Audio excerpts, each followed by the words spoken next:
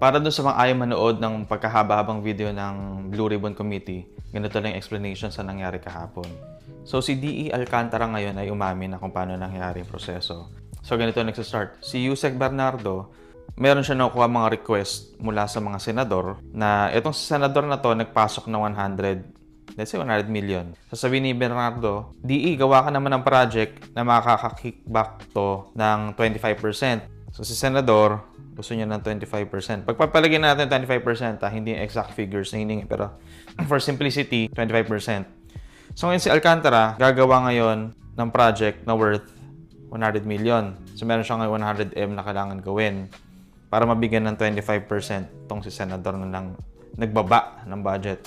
So ngayon, itong contractor ngayon, mapipilitan siya gumawa ng project na below 100M pero in paper worth 100M. Ito yung nagiging problema. So sa 100M, sure ka na 75M na lang magagamit mo dyan. Pero kasi hihingi pa to si Bernardo, hihingi pa to si Zaldico, tapos syempre kakat pa yun si Alcantara. So itong 75M, realistically, pagpalagay na lang natin mga 35M na lang yan. Yan na lang talaga yung presyo. Kunwari, flood control project yan na worth 100M, realistically, 35M lang yan. Ito pa yung gross. Kung kukunin pa ng contractor yung kita niya dito, more or less, ang project lang talaga na yan ay worth mga 25M. So parang sacrifice yung integrity ng 100M. 25M na lang talaga yung worth nun. Tapos sinabi rin niya paano yung payment scheme. So nangyari, once mapasok, so sa senador, once mapasok niya dito, sa NEP yung insertions, kailangan nang magbigay ni Alcantara ng around, pagpalagay na natin 10%.